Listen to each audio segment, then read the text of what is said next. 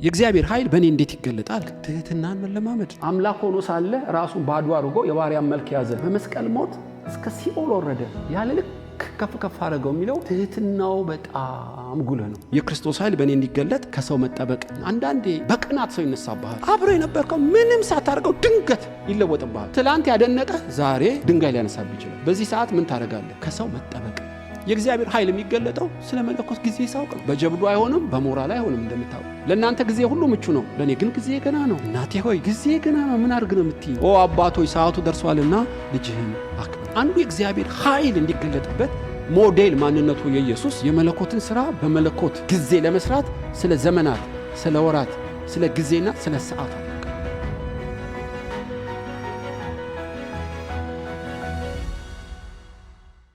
ሉቃስ ወንጌል ምዕራፍ 4 ቁጥር 14 ላይ ያለውን ተንተርሼ ነው የማካፍላችሁ። ምዕራፍ 4 ሉቃስ ወንጌል ቁጥር 14 በጌታችን በኢየሱስ ስም አነባለሁ። ኢየሱስም በመንፈስ ኃይል ወደ ገሊላ ተመለሰ፣ ስለ እርሱም በዙሪያው ባለች አገር ሁሉ ዝና ወጣ።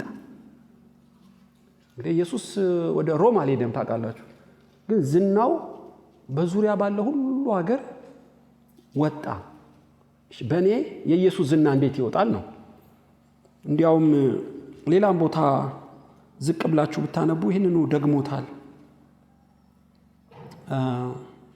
የክርስቶስ ዝና እንዲሁ በአካባቢው ላይ በምድር ሁሉ እንደወጣ የእግዚአብሔር ኃይልም ከሱ ጋር እንደሆነ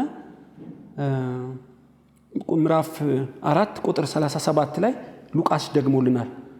ሉቃስ 4:37 ዝናም በዙሪያው ባለች አገር ወደ ስፍራ ሁሉ ስለ እርሱ ወጣ።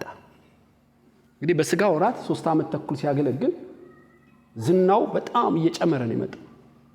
የኢየሱስ ዝና እንደጨመረ እኔ የሱ ምስለኔ ነኝ፣ መልእክተኛ ነኝ፣ አምባሳደር ነኝ እና በምድር ላይ ኢየሱስ አድርጓል፣ እኔ ነኝ የተላኩት። ስለዚህ የክርስቶስ ዝና በእኔ እንዴት ይጨምራል በሚል አውድ ነው የምናጠናው ማለት ነው። እግዚአብሔር እንዲያስተምረን እንጸልያለን። ጌታ ሆይ ብዙ ተባዙ ምድርንም ሙሏት ብለሃል። ሕይወት እንዲሆንላችሁ እንዲበዛላችሁ መጣሁ ብለሃል። ጻድቅ እንደ ፀሐይ ብርሃን እየጨመረ ይመጣል ይላል ቃልህ። ሐዋርያቱ እንደዚሁ ፈለግህን ተከትለው የልጅህን የክርስቶስን መዓዛ በምድር ውስጥ ሞሏት። ተጽዕኗቸው ከባድና ብዙ ነበር።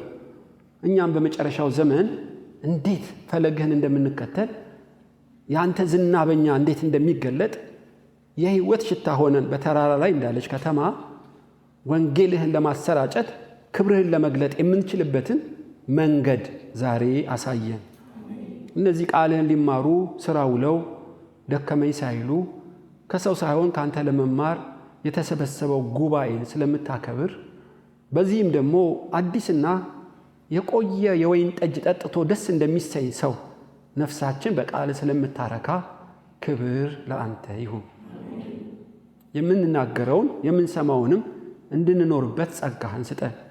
ሐሳባችን እንዳይበታተን በጸጋ ደግፈን። ማንኛውም ውጊያ በአየርና በምድር የሚዋጉ ክፉ መናፍስቶች በስም ስልጣን የታሰሩ ይሁኑ። ክብር ሁሉ ለአንተ ይሁን። አሜን። ሉቃስ ወንጌል ምዕራፍ ከቆምንበት እንቀጥላለን ማለት ነው። ምዕራፍ 3 ስለ ዮሐንስ አጥንተን ነው የቆምነው። ስለዚህ ቁጥር 21 ላይ ነው የምንጀምረው። ሉቃስ ወንጌል ምዕራፍ 3 ቁጥር 21 ሕዝቡም ሁሉ ከተጠመቁ በኋላ ኢየሱስ ደግሞ ተጠመቀ። ሲጸልይም ሰማይ ተከፈተ፣ መንፈስ ቅዱስም በአካል መልክ እንደ እርግብ በእርሱ ላይ ወረደ። የምወድ ልጄ አንተ ነህ፣ በእርሱ ደስ ይለኛል የሚል ድምፅ ከሰማይ መጣ። አሁን አገልግሎት በይፋ የጀመረው በ30 ዓመቱ ነው። እዚህ ቁጥር ላይ ነው የጀመረው ኢየሱስ። በእርግጥ በ12 ዓመቱ በመቅደስ ውስጥ አስገርሟቸዋል። ኦፊሻሊ ለሕዝቡ ግን የተገለጠው እዚህ ጋር ነው እና ሰማይ ተከፈተ። እንደምታውቁት የምወደው ልጄ እሱ ነው የሚል ድምፅ መጣ። መንፈስ ቅዱስ በርግብ አምሳል ሰው ሁሉ እያየው ወረደበት። ሰማያትን ያስከፈተው ማንነቱ ምንድን ነው? እዚህ ጋር አጋንንት አላወጣም፣ አልሰበከም፣ አላስተማረም። ምንድነው መንፈስ ቅዱስ እንዲያርፍበት የምወደው ልጄ ነው ያሰኘ ምን ድርጊት አድርጓል ብዬ ማጥናት ጀመርኩ። እዚህ ጋር አንድ በጉልህ የተጻፈው ነገር ትህትናውን የት ጋር ታገኛለህ ብትሉኝ በግልጽ ተጽፏል። ሕዝቡም ሁሉ ከተጠመቁ በኋላ የኃጢአት ስርየት እየሰበከ የንስሐ ጥምቀት እያጠመቀ በዮርዳኖስ እና መጥምቁ ዮሐንስ ሲወጣ ኢየሱስም እንደ ተራ ሰው ሰልፍ ይዞ ከሁሉ መጨረሻ ሊጠመቅ መጣ። ከኢየሱስ ከሰው ሁሉ መጨረሻ ሲሰለፍ ከፊቱ የነበረው ሰው ከኋላው ማን እንዳለ ያውቅ። መልአክ አላጀበውም ነው ያላችሁ፣ ነጎድጓድ አላጀበውም እና እንደማንም ተርታ ሰው ሆኖ ተሰልፏል። ሰማይ ምድር ይሁን ሲል የሆነለት አምላክ ወረፋ ይዞ ቆሟል። ሁሉ ተጠምቀው ሲጨርሱ በዮሐንስ እግር ስር ተንበረከከ ማለት ነው። ፈጣሪ በፍጡሩ ስር የሚገርም ነው። ዮሐንስ በጣም ገረመው። ጌታ ሆይ አንተ ነህ እኔን ማጥመቅ ያለብህ፣ በእኔ ልትጠመቅ እንዴት ይገባል? ዮሐንስ ሕግን ሁሉ ልንፈጽም ይገባናልና ፍቀድልኛል እና በዮሐንስ ኢየሱስን አጠመቀው። ታውቃላችሁ፣ ኃጢአት ሰርቶ አይደለም፣ ምሳሌ ለመሆን የመታዘዝ ምሳሌ፣ የትህትና ምሳሌ ለመሆን ነው።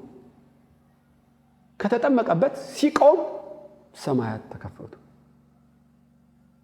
ታውቃላችሁ፣ አንዳንድ ሰው ኃይል ይፈልጋል ያለ ትህትና የተሰጣቸውም አሉ። ፍጻሜያቸው አያምርም እንጂ ብዙ ናቸው በእውነት። እና ኢየሱስ ክርስቶስ ትህትናው ተጽፎልናል በሌላም ቦታ። አምላክ ሆኖ ሳለ ራሱን ባዶ አድርጎ የባሪያን መልክ ያዘ፣ በመስቀል ሞት እስከ ሲኦል ወረደ፣ ያለ ልክ ከፍ ከፍ አደረገው የሚለው ትህትናው በጣም ጉልህ ነው። እና ሁሉ ሳይኖረኝ እንደሌለኝ ብሆን እሱ ትህትና አይደለም። ሁሉን እያወቅሁ ሁሉን እየቻልኩ እንደማልችል ባልንጀራዬ ከኔ ይሻላል ብሎ መቁጠር እንግዲህ በኢየሱስ ነው የተገለጠው ማለት ነው። ንግሥት አስጢን ትዝ ትላቸዋለች። በ127 ሀገር ላይ ንጉሥ ነበር። ባሏ በወርቅ ዋንጫን ያጠጣቻቸው እንግዶቹን የባሏን ታላቅነት ለመግለጥ። ነገር ግን ውበቷ ቆንጆ ስለነበረ ለሕዝቡ እንድትታይ ንጉሡ ጠራት። አልመጣም አለች። አገልግሎቷ ልዩ ነው፣ ትህትና ግን የሌለው ውበት ነው። ከዚህ በኋላ ፊቴን አታይም ብሎ ሻራት። ታውቃላችሁ፣ መጽሐፍ አስቴርን ይመስለኛል ያገባል እና አስጢን ውበት አልጎደላትም፣ በአገልግሎትም ብርቱ ነች። ግን ለባሏ ሰሚት የማድረግ በትህትና የመገዛት አቅም የላትም። ታውቃላችሁ ፍጻሜዋ። ዮናስ አስገራሚ ነብይ እኮ ነው። ከአፉ መሬት አይወድቅም ቃሉ። ነገር ግን ወደ ነነዌ ሲለው ወደ ተርሴስ ይሄዳል። ትህትና የጎደለው ይመስለኛል።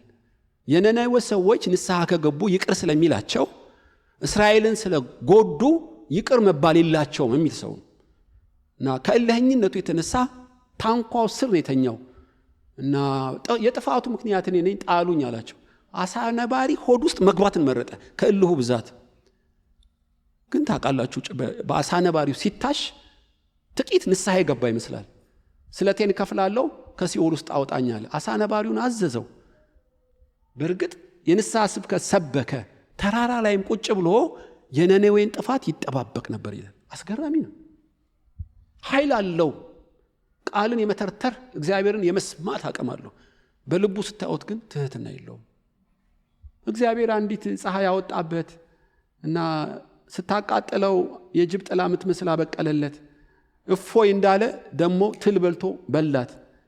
ጮኸ፣ እግዚአብሔር መጣ። አይ ዮናስ፣ ከ120 ሺህ የሚበልጥ ሕዝብ ግራና ቀኙን የማያቀዝ ብዙ እንስሳት ያሉባት ምድር ለሷ አታዝንምን? ዛሬ በቅላ ዛሬ ለጠወለገች ትጮኻለህን? ታዘብኩ አለው። ነብይ ነው፣ ትህትና ግን የለውም። እንደምታውቁ ወደ ኢየሩሳሌም ሲጓዝ አናሳልፍም አሉት ኢየሱስን። ታውቃላችሁ እና የሰማሪያ ሰዎች በዚህ አታልፍም አሉት።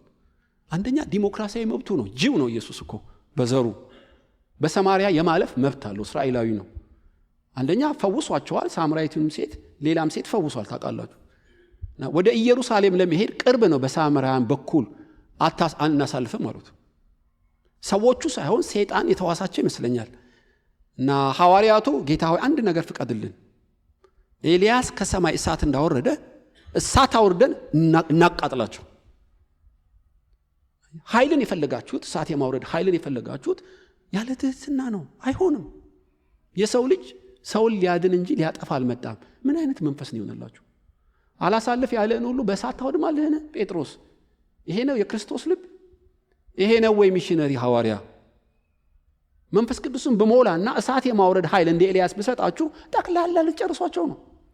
ተቃዋሚን ሁሉ እየደመሰስክ አናሳልፍ ያለውን ሁሉ ፈንጂ እያወረድክ፣ ይሄ ነው ክርስትና። መንፈስ ቅዱስ ገና አይወርድባችሁ፣ አልበሰልክም እያለ በሌላ መንገድ ሩቅም ቢሆን ይዟቸው ሄደ። ኢየሱስ በሕይወቱ ትምህርት እየሰጣቸው እንደሆን ታውቃላችሁ። አንዳንድ ሰዎች ኃይል ይፈልጋሉ። የሚፈልጉት ፍላጎታቸውን ለማስፈጸም እንጂ የክርስቶስን ባህሪ ለመግለጥ አይደለም። ሲሞንም አንድ ጠንቋይ ብር ይዞ መጣ ለነ ጴጥሮስ። እጄን የምጭንበት መንፈስ ቅዱስ እንዲሞላ እባካችሁ ይህን ስልጣን ስጡኝ። ስልጣን ፈልግሃል፣ መንፈስ ቅዱስ እንዲሞሉ ማየት ፈልግሃል። ኃይል የፈለግከው ለአንተው ምኞት ነው፣ ያለ ትህትና ነው። ብርህም አንተም ጥፎ አለው። የእግዚአብሔርን ኃይል ለምን እፈልጋለሁ ነው። እና አንደኛ የመንፈስ ቅዱስ ኃይል በእኔ የሚያርፈው ትህትና ስሞላ ነው። እንደምታውቁት በብሉይ ኪዳን አንድ ሰው በጣም እገረማለሁ። ኤልሳም ወደ ሶሪያ ሄደ። የሶሪያ ንጉሥ ወልደ አዜር ታሞ ነበረ እና ኤልሳ እንደመጣ ሲሰማ 20 ግመል የከበረ ሀብት ላከለት እና መከላከያ ሚኒስትሩ ነው ይዞ የመጣው እና መከላከያ ሚኒስትሩ 20 ግመል ሀብት ለኤልሳ ሰጠው ማለት ነው። ንጉሱ ታሟል፣ እድናለሁ ወይስ እሞታለሁ ይልሃል፣ ከሰማይ አምላክ መልእክት አምጣለሁ። ኤልሳም አዛሄልን ትኩር ብሎ አየው፣ ማልቀስ ጀመረ። የእግዚአብሔር ሰው ለምን ታለቅሳለህ አለው። ራእይ እኮ እያየሁ ነው አለው። ምን አይነት ራእይ? ንጉሱ መዳን ይድናል፣ አፍነ ግን ትገለዋለህ። በትራስ ውሃ በነክረት አፍነ ትገለዋለህ። ከዛስ በፋንታው ስትነክስ ነው አማየው። ከዛ ምን አየ? የእስራኤልን ርጉዞች በሳንጃ ስትቀድ ነው ማየው። ሕፃናቶቹን ስትፈጠፍጥ ነው ማየው አለው። አዛሄል ምን እንዳለ ታውቃላችሁ? በጣም ነው መገረሙ።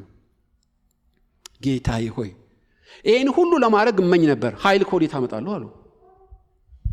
ኃይል የፈለገው የስልጣን ኃይል የፈለገው የእስራኤልን ሕፃናት ለመፈጥፈጥ ልክ እንዳለው አደረገው። ሄዳችሁ ታሪኩን ብታጠኑ ብዙ የእግዚአብሔር ኃይል የተሞሉ ከትህትና ጋር የተሞሉ አሉ። አንዱ ኤልያስ ነው። ሰማይ መዝጋትና መክፈት ይችላል። ነገር ግን በእግሩ ከአካብ ፊት ይሮጥ ነበር ይላችኋል። ያንም ያክል ኮከብ የሚመስል ነቢይ ውሽንፍሩ ከባድ ነውና ወደ ቤተ መንግስት አምልጥ አለው አካብን። እሱ ግን በእግሩ ይሮጥ ነበር ይላል። እንደ ኤልያስ ቅባት አሁን ቢኖረኝ እኔ ነኝ የማሯሩጠው አይደለም ለመሮጥ። ሰረገላ ላይ ቁጭ ብዬ እያንዳንዱ ነው የምነዳው። አየ ትህትናው በጣም ይገርም ነው።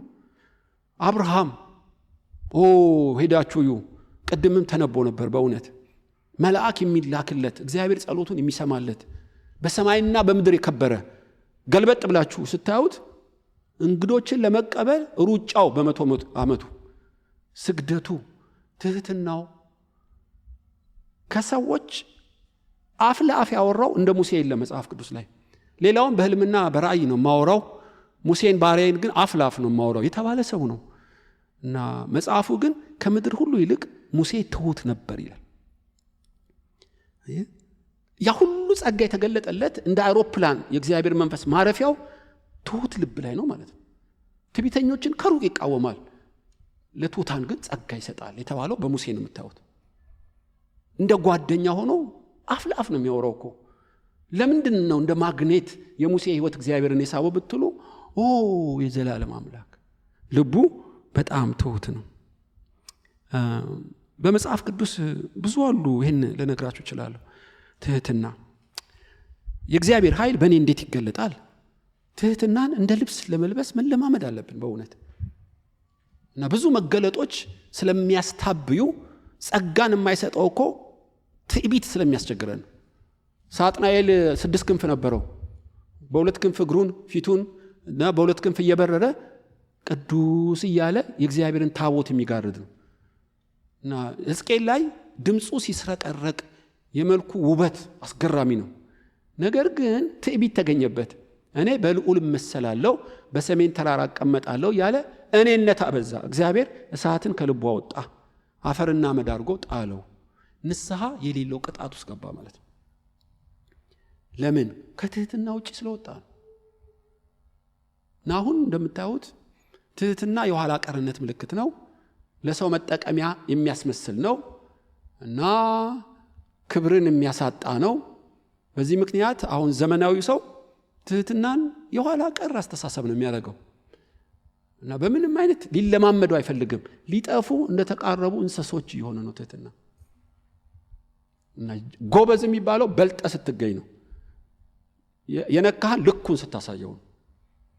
ማንነቱን ስትነግረው ብራቮ ይልሃል። ዓለም እንደዛ ነች።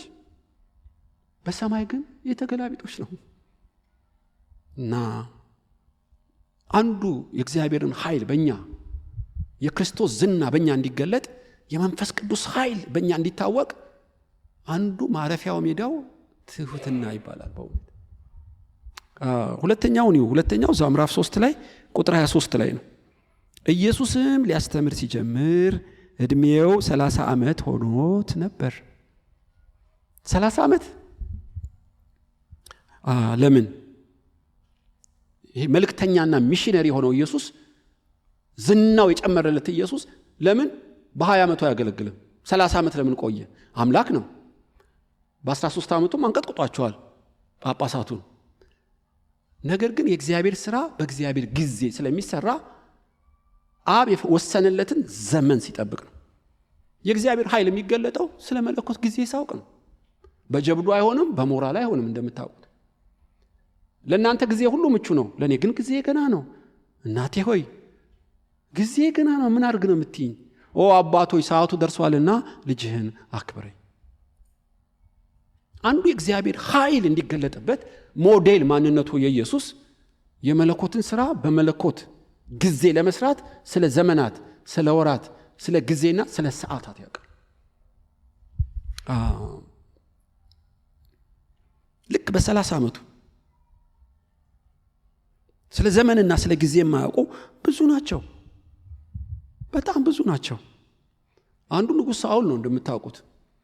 7 ቀን ጠብቀኝ 6 ቀን ተኩል እና 400 ዓመት በኋላ ከግብፅ ይወጣሉ። 40 ዓመት ሲቀረው ነፃ ለማውጣት ሞከረ። አይሆንም። እግዚአብሔር ሰማይ ምድር ሳይፈጠር በፊት ሁሉን በጊዜ ውስጥ ቀምሮታል። እና እኛ የጊዜውን ሐሳብ እየፈለግን ከጊዜው ጋር መሄድ እንጂ ማፍጠንም ማዘግየትም አትችሉም።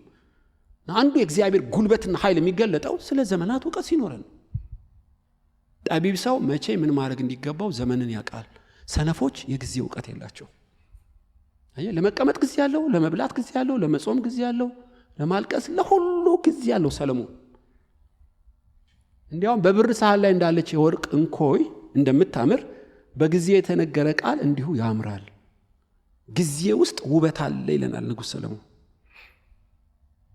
የእግዚአብሔር ዝና የሚጨምረው የመለኮት ታይም ፕላን ገብቶ መናበብ ስትችል ነው ማለት ነው።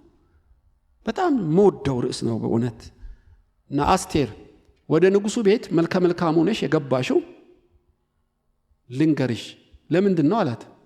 ለዚች ጊዜ ነው ንጉስ ቤት የገባሽው። ስለዚህ 3 ዓመት ተኩል በሽቶ በከርቤ እየታሸሽ ጂምናስቲክ እየሰራሽ ፖስቸሪሽን የጠበቅሽው ኮስሞቲክ እየተቀባሽ ያማርሽው ያ ሁሉ ታሪክ ተቀናብሮ የንጉስን አስጢን ተሽራ አንቺ የገባሽው ይሄ ሁሉ ተደምሮ ለምን ይመስልሻል?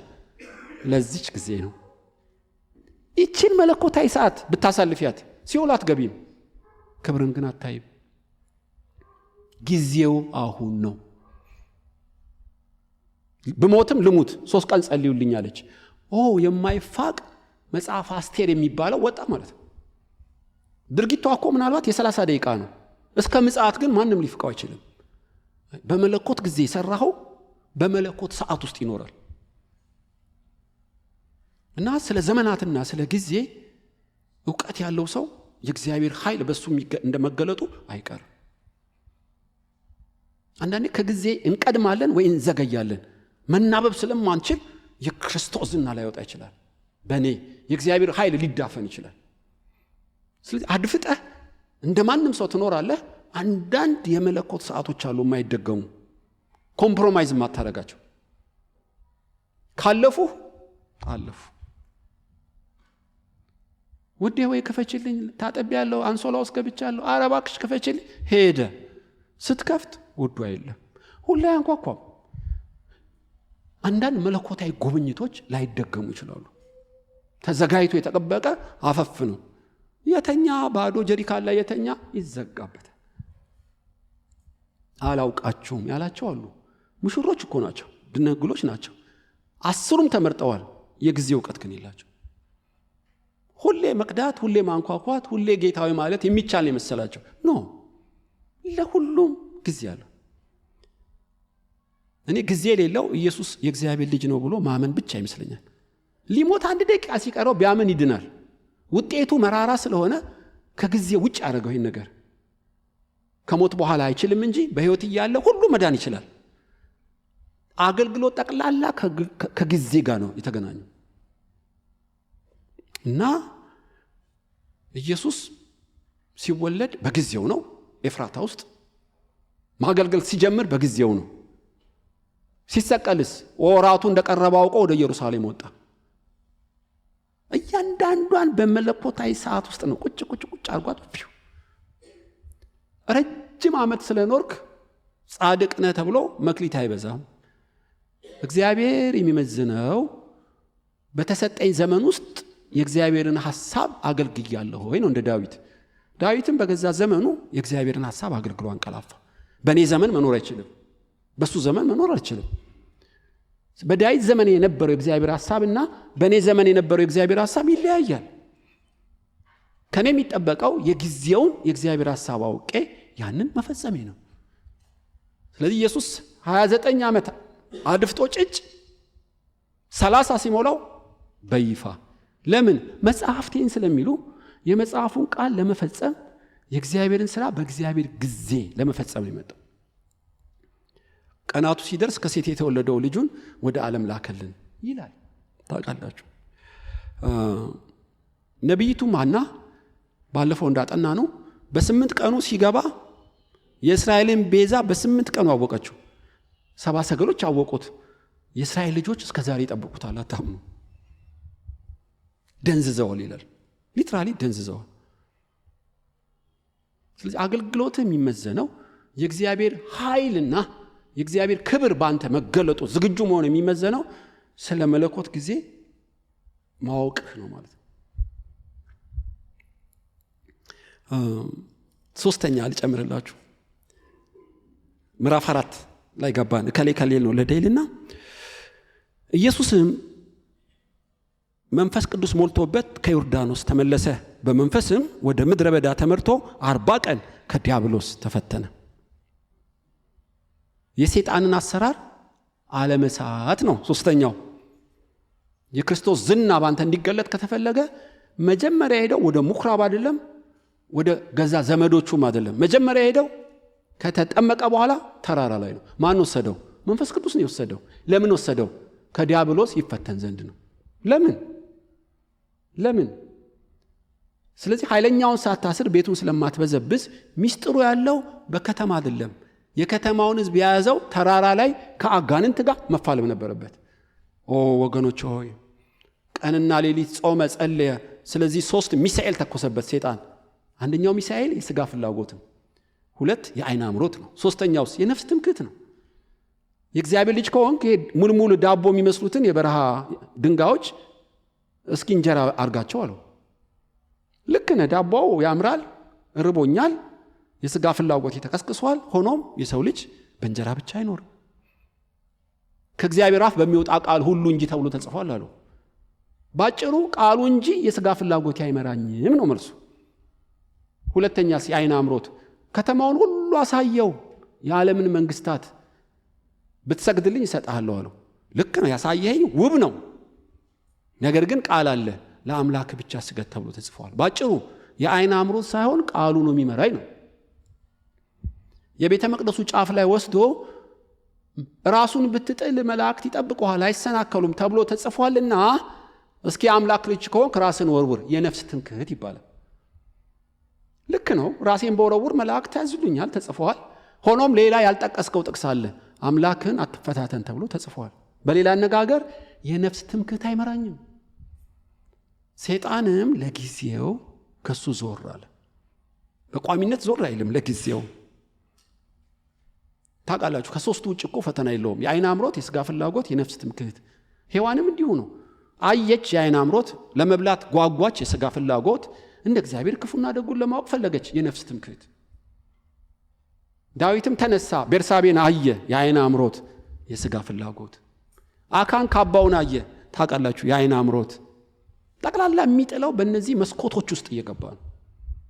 ስለዚህ ኢየሱስ እንደ አገልጋይ በምድር ላይ ሶስቱንም ሚሳኤል አከሸፈበት። በእግዚአብሔር ቃል ድል ነሳው። በእግዚአብሔር ቃል ሙላት ማለት ነው።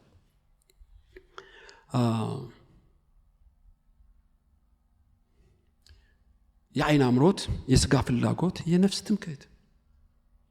ስለዚህ እግዚአብሔር የሰጠውን ኃይል ለፍላጎቱ አላውለው። ርቦኛል ኃይል አለኝ አንተ ድንጋይ ዳቦ ሁን አላለው። ኃይል የሚሰጠኝ ሥጋዊ ፍላጎቴን ለመሙላት አይደለም። ኃይል የሚሰጠኝ ያየሁትን ሁሉ ለመሰብሰብ አይደለም። ኃይል የሚሰጠኝ የነፍሴን ፍላጎት ለማድረግ አይደለም። እግዚአብሔር ኃይል የሰጠኝ መንፈስ ቅዱስ የተሞላሁት የእግዚአብሔርን ፈቃድ ልፈጽም ነው። የሰይጣን ኃይል ታውቃላችሁ። ስለዚህ ለብዙዎች የመገለጥ የእውቀት የትንቢት የኃይል ስጦታ ቢሰጠን ገንዘብ ቢበዛ ሰው ሲበዛ የተቃራኒ ጾታ ችግር የትዕቢት ችግር ብዙ እንዳይጠልፈን የዚህ ዓለም ገዢዎች የሚጠቀሙት እሱን ነውና ቅዱስ ቃሉ ብቻ ይገዛኛል ብሎ ኢየሱስ ምሳሌነቱን አሳየን ማለት ነው። እንደምታውቁ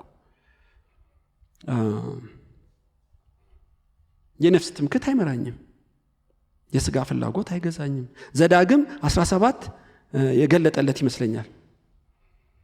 ስለዚህ ነው እነ ሙሴን ለኢያሱ ቅዱስ ቃሉን ቀንና ሌሊት አሰላሰል፣ ልጄ ሰለሞን ሀብታምና ባለስልጣን ትሆናለህ፣ ጠቢብ ትሆናለህ፣ ነገር ግን ቅዱስ ቃሉን አደራህ። ሰለሞን በዓይን አምሮት ነው የተመራው። ወደ 1000 ሴቶች ያያቸውን ሁሉ እያገባ የፈለገውን ሁሉ የወርቁ ገንዳ እየሰራ መጨረሻ ወጥመድ ሆኖ እንደምታውቁ የሥጋ ፍላጎትና የዓይን አምሮትን የነፍስ ትምክህትን መቆጣጠር አቃታቸው። አጋንንቶች የሚሰሩት ያንን ተውሰው ስለሆነ ነው። የእግዚአብሔር ኃይል በእኔ የእግዚአብሔር ዝና በእኔ እንዴት ይገለጣል? የሰይጣንን አሰራር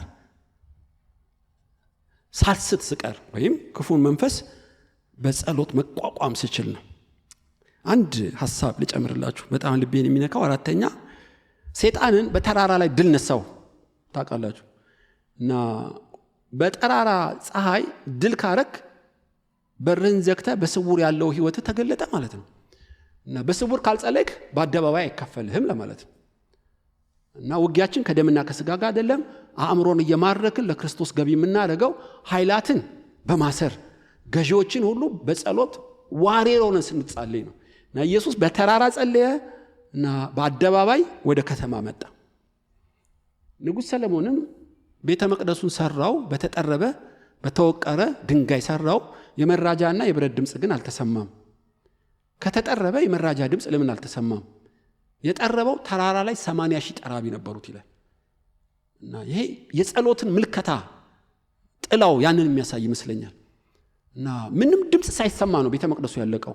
ሆኖም ጆሮን የሚያስሽ ጩኸት ያለው ተራራ ላይ ነው፣ ምሽት ላይ ነው፣ ምሽግ ውስጥ ነው፣ በር ዘግተ ነው ፍልሚያው። እና ከአጋንንቶች ጋር የመፋለም አቅሙን ኢየሱስ ያሳየናል። ዝናው እንዲወጣ አንዱ ያደረገው ኃይለኛውን በማሰሩ ነው የምላችሁ። በቀላሉ አይሆንም ግብግቡ ከዚህ ዓለም ሰራዊት ጋር። ስለዚህ የእግዚአብሔር ዕቃ ጦር ሁሉ ለብሰን የዚህን ዓለም ገዢ የምንፋለመው። ካልተዋጋ የክርስቶስ ዝና ባንተ አይገለጥም። የምትወርሰው ገድል ያንስብሃል። የእግዚአብሔር ኃይል በጣም ሊገለጥ አይችልም። አጋንንቶች ያዘገዩሃል፣ ጥላ ያጠሉብሃል እና ብዙ ስንክሳር ያመጣሉ በህይወትህ። ሰንጥቀ እንደ ፀሐይ ብርሃን የምትጨምረው ዋሪየር ስትሆን ነው። ከመናፍስት ጋር የማሰር የማውገዝ ስልጣንን ስትጠቀሙ። 4 ወደ ከተማው መጣ ማለት ነው። ምዕራፍ 4 ላይ ቁጥር 14 ኢየሱስም በመንፈስ ኃይል ወደ ገሊላ ተመለሰ፣ ስለ እርሱም በዙሪያው ባለች ሀገር ሁሉ ዝና ወጣ። እርሱም በምኩራባቸው ያስተምር፣ ሁሉም ያመሰግኑት ነበር። ወዳደገበት ወደ ናዝሬት መጣ። እንደ ልማዱም በሰንበት ቀን ወደ ምኩራብ ገባ፣ ሊያነብም ተነሳ። የነቢዩ ኢሳይያስን መጽሐፍ ሰጡት። መጽሐፉንም በተረተረ ጊዜ የጌታ መንፈስ በእኔ ላይ ነው፣ ለድሆች ወንጌል እሰብክ ዘንድ ቀብቶኛል፣ ለታሰሩ መፈታት፣ ለዕውሮች ማየት እሰብክ ዘንድ፣ የተጠቁትን ነፃ አወጣ ዘንድ፣ የተወደደችውን የጌታ ዓመት እሰብክ ዘንድ ልኮኛል ተብሎ የተጻፈውን ስፍራ አገኘ። መጽሐፉንም ጠቅልሎ ለአገልጋዩ ሰጠውና ተቀመጠ። በምኩራብ የነበሩ ሁሉ ትኩር ብለው ይመለከቱት ነበር። እርሱም ዛሬ መጽሐፍ በጆሮአችሁ ተፈጸመ ይላቸው ጀመር። ሁሉም ይመሰክሩለት ነበር። ከአፉ ከሚወጣው ከጸጋው ቃል የተነሳ እየተደነቁ የዮሴፍ ልጅ አይደለምን ይሉ ነበር። እርሱም ያለ ጥርጥር ምሳሌ ባለመድኃኒት ራስን ፈውስ፣ በቅፍርናሆም እንዳደረግከው የሰማነውን ሁሉ በዚህ በገዛ አገርህ ደግሞ አድርግ ትሉኛላችሁ አላቸው። እንዲህም አለ፣ እውነት እላችኋለሁ ነቢይ በገዛ አገሩ ከቶ አይወደድም። ነገር ግን እውነት እላችኋለሁ በኤልያስ ዘመን 3 ዓመት ከ6 ወር ሰማይ ተዘግቶ ሳለ በምድር ሁሉ ብርቱ ረሃብ በነበረ ጊዜ በእስራኤል ብዙ መበለቶች ነበሩ። ኤልያስም በሲዶና አገር ወዳለች ወደ ሰራጵታ ወደ አንዲት መበለት እንጂ ከእነርሱ ወደ አንዲቱ አልተላከም። በነቢዩ ቤልሳ ዘመን በእስራኤል ብዙ ለምጻሞች ነበሩ። ከሶርያው ከንዕማን በቀር ከእነርሱ አንድስ እንኳ አልነጻም። በምኩራብ የነበሩ ሁሉ ሰምተው ቁጣ ሞላባቸው። ተነስተው ከከተማ ወደ ውጭ አወጡት፣ ይጥሉት ዘንድ ከተማቸው ተሰርታ ወደ ነበረች ወደ ተራራው አፋፍ ወሰዱት። እርሱ ግን በመካከላቸው አልፎ ሄደ። እዚህ ጋር ትንሽ መቆየት በእውነት ፈልጋለሁ። አሁን ሰዓቱ ደርሷል። በትህትና ተሞልቷል። የዚህን ዓለም ገዢ ተፋልሞ ድል ነስቶታል። ሰይጣንም ለጊዜው ዞር ብሏል። ቀጥታ ወዳደገበት ወደ ምኩራብ ሄደ። ምኩራብ ምንድን ነው? 10 እጁ ባለበት አንድ ምኩራብ አለ። ባቢሎን ሄደው የለመዱት ነገር ነው። እንደ ቤት ህብረት በሉት። ኢየሱስ ናዝራዊ ነው። በናዝሬት አካባቢ ወደ 300 አካባቢ ምኩራቦች አሉ። በሱ ቀበሌ ያለችው ምኩራብ ልማዱ ነበር መሄድ። አንድ ቀን ሲሄድ ቅዱሳት መጽሐፍ ያነብ ዘንድ ተራው ደረሰ ማለት ነው። ኦኬ፣ የወንጌል ብርሃንን ልማድ ባላቅም በመካነ ኢየሱስ ዘወትር እሁድ 3 ጥቅስ ይነበባል። 1 ከወንጌል ይነበባል፣ 2 መልእክት ይባላል። 2ቱን ምእመናን ያነባሉ፣ 1ዱን ካህኑ ነው የሚያነባው። ዓላማው ቅዱሳት መጽሐፍትን በሙሉ ከዘፍጥረት እስከ ራእይ ዓመቱን ሙሉ እንዲሰሙት ነው። ኢቭን ባያነቡት እንኳ በሙሉ ይነገራል ዓመቱን ሙሉ። እና ይሄ ልማድ አለ በኢየሩሳሌም። ከዚህ ነው የተወሰደው። እና 7 ናቸው የሚያነቡት። 5ቱን ምእመናን ያነባሉ፣ 2ቱን ካህናት ያነባሉ፣ ሌዋውያን ያነባሉ። እና ምእመናን የሚያነቡት ቃሉን እንዲለምዱ ቤቱንም አምልኮን እንዲለምዱ ብለው ነው። እና ድንገት ኢየሱስ ሲገባ የኢየሱስ ተራ ሆነ ማለት ነው። እንደ ሰው ማንም ማንበብ አይችልም፣ በተራ ነው። ስለዚህ አገልጋዩ ጥቅልል ብራናን ሰጠው። ተራው ስለነበረ ተረተረው ማለት ሰበከው ሳይሆን ገመዱን ፈታው። ስክሮልስ ናቸው በብራና የተጻፉ። የዕለቱ ተራ የኢሳይያስ መጽሐፍ ነው፣ ቅድም ያነበብኩላችሁ። ያንን አነበበና ጠቀለለውና ስሞት፣ አይሁዶች ይስሙታል፣ ለአገልጋዩ ሰጠው እና ቀዳዳ አለ፣ እዛ ውስጥ ይቀመጣል። ኢየሱስም ተቀምጦ መደብ አለው ከፍ ያለች። ጥቅሱን ያነበበው ሰው መስበክ ጀመረ ማለት ነው። አሁን የምታዩት ምንም ሲያደርግ አይደለም፣ የአይሁድን ስርዓትና ባህል ሲጠብቅ ነው። ተራ ሲደርስ አንብብ፣ አገልጋዩ ሲሰጥህ ተርትር፣ ከዛ ጠቅልልና ቋጥረ ስጠው፣ ከጨረስክ በኋላ ተቀመጥ የሚል ባይብል ላይ አታገኙ። ነገር ግን የተለያየ ወግና ስርዓቶች ኃጢአት ካልሆኑ እዛ ውስጥ ኢየሱስ አይገባም። ትኩረቱ ተልኮው ላይ ነው እንጂ ስርዓትና ወግ ላይ አይደለም። ብዙዎቻችን ጉልበታችን የሚበላው የእግዚአብሔር ኃይል በእኔ እንዳይገለጥ እንቅፋት የሚሆነው በሚያልፍ በሚደረግ በተራ ነገር ጊዜያችን ያልቃል። እንድሰብክ የተላኩት ወንጌል ነው። ስለዚህ ስርዓቶች ብዙ ናቸው። በተለያየ ስርዓትና ወግ ውስጥ ወንጌልን ማድረስ እንጂ ስርዓትና ወጎቹን እንድቀይር አልተላኩም። በጣም ከባድ ነገር የሰዎችን ወግና ስርዓት መቀየር ነው። አልተላኩም ለዛ። ሶማሌ ሲሄድ ጀለቢያ ሄጄ ለብሼ ብሰብክ ችግር የለውም። ሐረር ብትሄድ መሬት ተቀምጠው ነው የሚበሉት የሚሰብኩት፣ ችግር የለውም። ጎጃም ስትሄድ ሌላ ነው፣ መቀሌ ስትሄድ ሌላ ነው። ሁሉም የራሱ ወግ ልማድና ስርዓት አለው። ኃጢአት አይሁን ከቃሉ አይጋጭ እንጂ ምንም ችግር የለው። ሁላችን አንድ አይነት እኔን ይምሰል ማለት አትችሉም። የክርስቶስ ዝና ባንተ አይወጣም እንደዛ ካልሆነ። እና ኢየሱስ ክርስቶስ ታውቃላችሁ ወንዝ ዳር ሲሄድ መንግስተ ሰማይ ምን ትመስላለች? በባህር ውስጥ የተጣለ መረብን ትመስላለች ይላቸዋል። ለምን? አሳ አጥማጆች ናቸው፣ ስለ መረብ ያውቃሉ። የቤት ሰራተኞች ከመጡ መንግስተ ሰማይ እርሾን ትመስላለች፣ ወጥ ሊጥ ስለሚያበኩ ያውቁታል። ወደ ካምፕ ሰደው መንግስተ ሰማይ ሩቅ አገር ሄደ መኮንን ትመስላለች፣ ይገባቸዋል።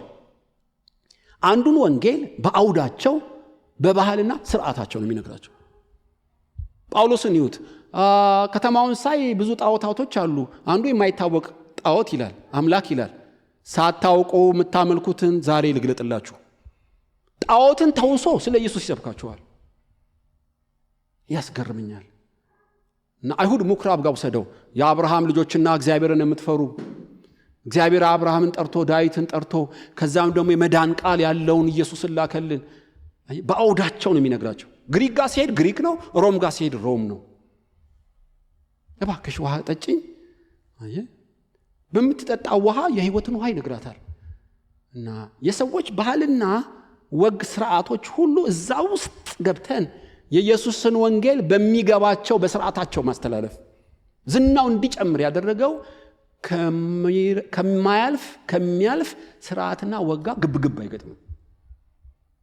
አንዳንዴ ብዙ ጊዜያችን የሚፈጀው ዋናና አንገብጋቢ ያልሆነ በመደረግ በሚያልፍ ስርዓት ነው ጊዜያችን የሚያልቀው። የተላኩት ወንጌል እንድሰብክ ነው የምጨቃጨቀው በተራ በሰዎች ወግና ስርዓት ነው። ይገርማቸው ከቃሉ ጋር አይጋጭ እንጂ የሰዎች ስርዓትና ወጋ ብዙም ችግር የለውም። ምናልባት ለአንድ ሰው መልእክት አለው ይሄ ነገር ውስጤ ይሰማኛል። በእውነት ኢየሱስ ሊመጣ ቀኑ ደርሶ እሱም ሊነጠቅ አፋፍ ላይ ሆኖ በማይረባ በተራ ነገር አጀንዳ ቀርጾ የሚጨቃጨቅ ሰው እዚህ ቤት አለ ማለት ነው። ብታሸንፍም ብትሸነፍም ትርጉም የለውም ብራዘር። ዋናው አጀንዳ ከእጅ ወድቆ ስለ እጅ መታጠብ እንደ ፈሪሳውያኖች ታውቃላችሁ፣ ስንት ስንክሳር በሰው ላይ ጭነው ዋናና ትልቁን ይተውታል። ጊዜያቸውን የሚፈጀው ተራ የሰዎች ስርዓት። እኔ እግዚአብሔር ብዙ ገስጾኝ ስለነበር ነው በዋናው ላይ ከማተኮር ይልቅ ጥቃቅን ነገር ጊዜን ሲጨርስ ብዙ ጊዜ ገስጾኛል። መንፈስ ቅዱስ ባይገስጸኝ በእውነት እላችኋለሁ ሰምጬ በቀር ነው። ዋና የሚመስሉ ግን ያልሆኑ አጀንዳዎች ልካቸውን ካልነገርናቸው በቀር ገዢ ነው የሚሆኑት። እና ኢየሱስ ምኩራባቸው ገባ። ኦኬ ተቀምጠው ነው የሚያመልኩት፣ ጊዜ አይፈጅም። ተራ ሲደርስ ነው የሚያነባው፣ አይጨቃጨቅም። እና በወግና በስርዓታቸው ውስጥ ዋናውን ወንጌልን መስበክ ጀመረ። ትኩረቱ በተልእኮ ላይ ነው። አጭሩ አራተኛ ትህትናን፣ ጊዜን ያውቃል፣ ሰይጣንን መናፍስትን ያስራል። አራተኛስ ትኩረቱ በተልእኮ ላይ ነው፣ በተራ ወጎችና ስርዓቶች ላይ አይደለም ማለት ነው። ዝናው እንዲጨምር ኢየሱስ ምን አደረገ? ኃይሉ የክርስቶስ ኃይል በእኔ እንዲገለጥ የክርስቶስ ዝና በእኔ እንዲወጣ ምን ላርግ? አምስተኛ ከሰው መጠበቅ። ይህን ተናግሬ ይጨርሳለሁ፣ ሰዓትም አይበቃኝ። ምዕራፍ 4 እንጨርሳለን ማለት ነው። ስርዓታቸውን ነግሮ ወንጌል ሰበካቸው። ካፉ ከሚወጣው ጸጋ የተነሳ እየተገረሙ በጣም 2 ጊዜ እየተገረሙ ምን አይነት ጸጋ ነው? ስሜን መጥራት እኮ ነው ያቃተው፣ ዘረዘረኝ እኮ፣ መንፈስ ቅዱስ ቤቱን ሞላው እኮ፣ እንደ ረቢና እንደ መምህር አይደለም በስልጣን እኮ ነው የሚሰብከው እያሉ ድንገት ኢየሱስ ተክሳስ ጨመረ። ብዙ ለምጻም ነበሩ በእስራኤል፣ የተፈወሰው ንዕማን ነው። እና ብዙ መበለቶች ነበሩ። ወደ ሰራጵታ ሶሪያ ነው ኤልያስ የተላከው። ቁጣ ሞላባቸው። ተገረሙ በጸጋው የሚለው እነዛው ሰዎች ሁሉም በአንድነት ቁጣ ሞላባቸው። ማን? ለጊዜው ዞር ያለው ጅኒ ነው። ሁሉንም ቀይራቸው በአንዴ ጥልቅ ጥልቅ ጥልቅ አለባቸው። ከዛስ ካፒታል ፐኒሽመንት ይባላል። ኢየሩሳሌም ተሰርታ የነበረው ተራራ ላይ ቁልቁል ይጥሉት ይዘውት ሄዱ። አሁን በዚህ ሰዓት ነው ብዙዎቻችን ወገባችን የሚፈታው። አፍሽን እስክትገረሚ ድረስ በእጅሽ ያለውን የጸጋ ቃል እየሰበኩ ምን አድርጌ ነው የምትገይኝ አላለም ኢየሱስ። መለኮታዊ ኃይል አለኝ እያንዳንድሽን ልክ ነው ማሳየው አላለም። ከአምላኩ የተሰጠውን ኃይል የሰዎችን ቁጣ ለማብረድ አልተጠቀመበት። ሉቃስ በትክክል ሲጽፍልን ምዕራፍ 4 ላይ ቁጥር 28 ላይ ተነስተውም ከከተማው ውጭ አወጡት፣ ይጥሉትም ዘንድ ከከተማቸው ተነስተው ወደ ነበረች ወደ ተራራው ወሰዱት። እርሱ ግን በመካከላቸው አልፎ ሄደ። አልፎ መሄድ ምን ማለት ነው? ዞር ትላለህ። እዚች ጋር ብዙ ጊዜ እንቸገራለን። ለምን? በከንቱ ጠሉ፣ ዕውቀት በማጣት ጠሉ፣ ወይም ክፉ መንፈስ አድሮባቸው ጠሉ። የተላከው ለነሱ ነው የተላከው። ቂም ይዘህ የምትቆጣው በእነሱ ላይ ነው። አይሆንም። አየህ፣ ለጊዜና ለመለኮት ሰጥቶ ዞር አለ። ነገ ይበርድላቸዋል፣ በሌላ መንገድ ያገኛቸው ይሆናል። ለምንድን ነው አሳልፋችሁ የምትሰጡኝ? ካፒታል ፐኒሽመንት እኮ ወደ ረቢ ተወስዳለህ። ከዛ ይመረመርና ምስክር ተጠርቶ የሮም ቄሳር ነው ሞትን የሚፈርደው። ኢቭን የሞትን የሚያህል ቅጣት በአንድ ቀን ስብከት አይሆንም። ለምንድን ነው የምትገሉኝ አላላቸውም። ከፊታቸው እንዴት ዞር እንዳለ ባላቅም ዞር አለ። ሲፈልጉት አጡት። አንዳንዴ በቅናት ሰው ይነሳብሃል። አብሮ የነበርከው ምንም ሳታርገው ድንገት ይለወጥብሃል። ትላንት ያደነቀ ዛሬ ድንጋይ ሊያነሳብ ይችላል። በዚህ ሰዓት ምን ታደርጋለህ? ከሰው መጠበቅ። ከሰው መሸሽ አትችልም። አየህ፣ ነገር ግን ራስን መጠበቅ፣ ከሰው መጠበቅ። ዳዊትም እሴይ ላከው፣ ኤልያብ አለው አንተ ወሬኛ ክፉ ወሬ ልታይ ነው የመጣኸው፣ እረኞቹን ለአውሬ ሰተን የመጣው በልብ ተንኮል አለ። ዳዊትም ከኤልያብ ፊት ዞር አለ ይላል። እኛ አንችልም። እኔ ነኝ ወሬኛ፣ በጎቹን ያለ እረኛ ሰጥቻለሁ፣ በልቤ ተንኮል አለ፣ እሴይ ይመስክር ብሎ ወንድሙን ኤልያብን ቢሸነፍም ትርጉም የለውም። እግዚአብሔር የፈለገው ክብሩን በጎልያድ ላይ ለመግለጥ ነው። የዳዊት ዝና የወጣው ልቡን ከስጋ ለባሾች ስለተጠበቀ ነው። አንዳንድ ሰው ማኑ ያስነካቸዋል እና ዘመናችን ያልቃል። ጠበቃ ትቀጥራለህ፣ ምስክር ታመጣለህ እና ያናጢ ልጅ አሉኝ ቅጽል ስም አወጡልኝ፣ ሆዲ ብሰሃል፣ በአንድ ንግግሬ ሊገሉኝ ተባበሩ፣ በአንድነት አደሙብኝ። ማንበብ አትችልም፣ መጸለይ አትችልም። የክርስቶስ ዝና እየደበዘዘ ጉልበትህን የሰው ሐሳብ እየበላው ዘመን ያልቃል። ኢየሱስ ግን ዞር አየህ። ተወላጆቹ አልተቀበሉትም ማለት ሁሉም አይቀበለውም ማለት አይደለም። እነሱ ያናጢ ልጅ ብለው ቅጽል ስም አወጡ ማለት ሁሉ ያናጢ ልጅ ይላል ማለት አይደለም። አየህ፣ ሁሉ ሊወድህ አይችልም። ነቢይ በገዛ ሀገሩ አይከበርም እንደተባለ ናቁት። ያናጢ ልጅ ብለው ሳይኮሎጂካል ዋር ነው እኮ። ኢየሱስ በመንፈስ እንጂ በስሜት በሞራልም አይኖርም። ዞር አለ ይላል። ትዝ ይላችኋል፣ ኤልሳ አንተ መላጣ ውጥ አሉት። ቁጣው ነደደ፣ ረገማቸው። ድቦች መጥተው በሏቸው። ምን ችግር አለ መላጣ ቢሉት? ልጆች ናቸው። ኤልሳ መላጣ ሆኖ ክብሩ ወረደ ማለት ነው። ሰይጣን ሕፃናትን ተጠቅሞ ሞራሉን ነካው። መላጣ፣ እኔ መላጣ፣ አንተ መላጣ፣ ረገማቸው ይላል። አንዳንዴ እንደዚህ ያደርጋል። ጃስ ይላል ሰይጣን። መተው ጉብ ይሉብናል። ልብህን ጠብቀህ ዞር ካላልክ ሪሞቱን ሰጠው አገኘህ ማለት ነው። ብዙ ጊዜ ዋጋ እንከፍላለን። ናባልም ሳኦልን ዳዊትን አንተ ሽፍታ ከወዴት እንደሆነ የማትታወቅ የኮበለል ካለው እኔ ሽፍታ አንተ ሽፍታ አለው።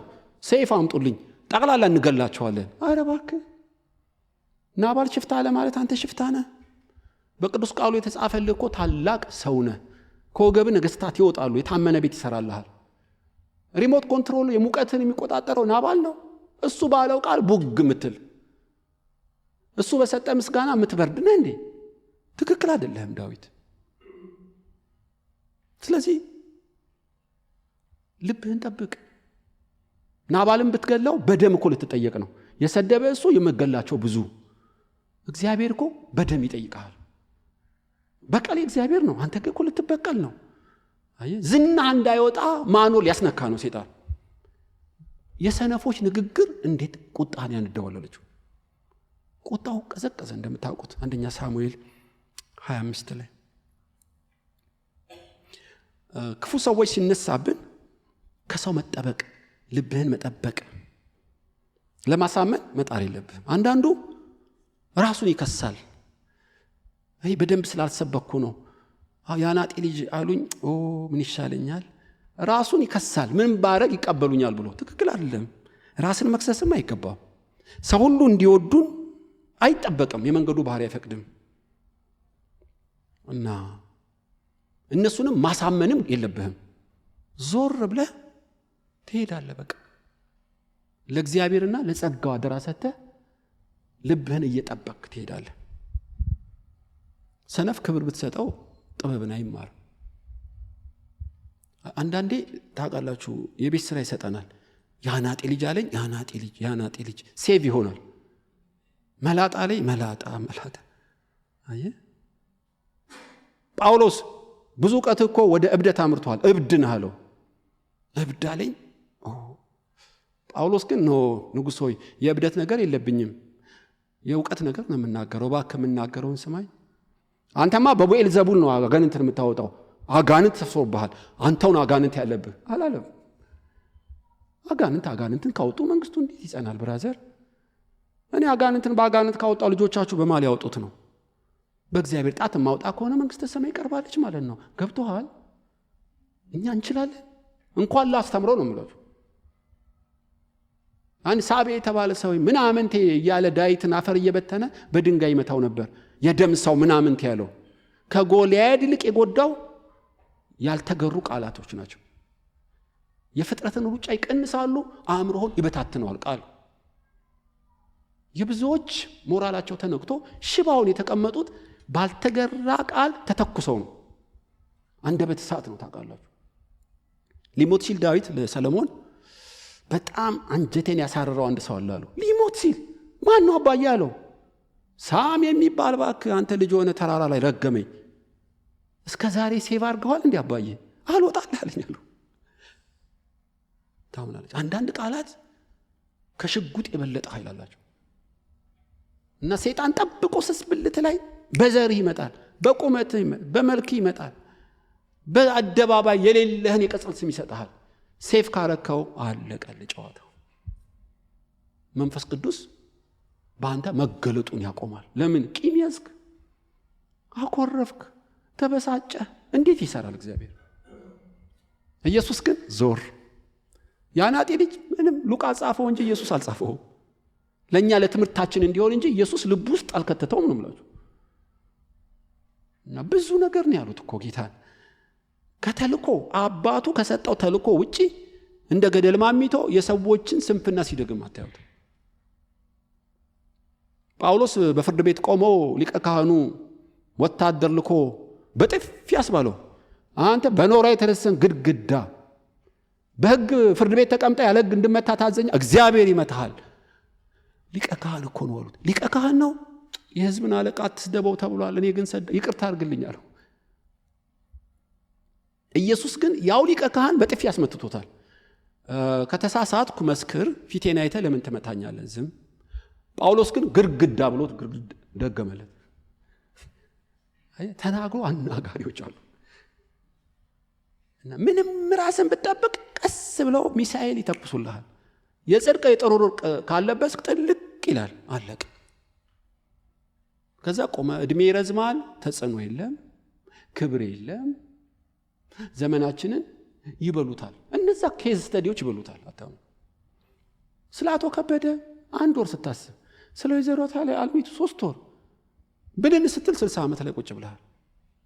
ርስት አልሰጠችኝም፣ ለቅሶ አልደረሰችም፣ ሞባይል ዘጋች፣ አማችኝ፣ አዝለህ ቤቴ ጸሎት ቤት እንጂ የነገር ቤት እኮ አልተባለም። የማንም መጫኛ አይደለሁም እኔ። አለ በምጽአት መልስ በዝርዝር የሚሰጥ። እኔ ለምን ሴቭ አደርገዋለሁ? እኔ ቃሉን ሴቭ አደርጋለሁ። ሌላው ክብልል እያለ ይወርዳል፣ ውስጥ አይገባም። ገብቶኛል። አሁን የሰይጣን መጋዘን አይደለሁም እኔ እኮ የሰነፍ ሁሉ። አንዳንዱ ቁጫውን ኤምአርአይ ባነሳችሁ ወይዘሮ ከሊ አጠፋም እዚህ ቤት ጥጓን ይዛ ተቀምጣለች። ሰው መሸከም ይከብዳል በጣም ጸጋም የለውም። ለዚህ እየገደለ ነው የሚመጣው እና ዞር ታውቃላችሁ። እኔ አንዳንዴ የሰነፍ ቁጣ ካሸዋ ይልቅ ይከብዳል ይላል። በቃ ረጅም ነው ማለት። አሁን ሱዳኖች ታውቃላችሁ ስንት ዓመት ይዋጋሉ። እስራኤልና ኢራን ጠቅጠቅ 5 ቀን ጫጭ። የኛ ረጅም ማለቅ ይጨርሳል። በቃ ተሸክመው ያም ይከሳል ያም እልቂት ሆነ። እነሱ ቦታ ላይ ቁጭ ወደ ስራቸው ነው የሚሉት። ከሰው መጠበቅ፣ ለእግዚአብሔር መተው። ስለዚህ ዓላማውን አልተወም ኢየሱስ፣ አደራረጉን ቀየረው። ዞር አለ ማለት ስብከቱን አቆመ ማለት አይደለም። ዞር አደራረግህን ትቀይረዋለህ። ምን ታደርጋለህ?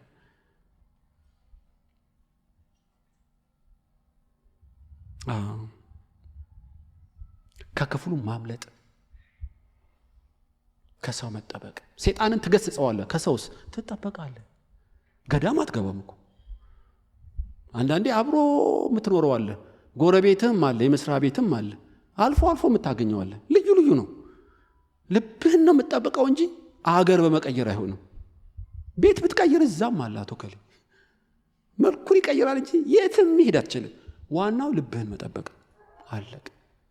እየነጠረ እንዳይገባ የሚያንጸውን ትቀበላለህ፣ የሚጎዳህን ታነጥረዋለህ። ቃሉን እንጂ ነገር አሰላስል አልተባልንም። በቃ ዞር። በዚህ ምክንያት ኢየሱስ እየደመቀ አገልግሎቱ እየሰፋ ዝናውስ እየጨመረ ደስ ይላል። አልጨረስንም። 5 ነገር ነው የነገርኳችሁ። በእርግጥ 53 ደቂቃ ነው የቆምኩት። የኢየሱስ ዝና ወይም የእግዚአብሔር ምስጋና በእኔ እንዲሆን ምን ላርግ? ኃይል እንዲወርድብኝ ምን ላርግ? ትህትናን መለማመድ፣ ጊዜን ማወቅ፣ ሰይጣንን መቃወም፣ ትኩረትን ተልእኮ ላይ ማድረግ፣ ከሰው መጠበቅ።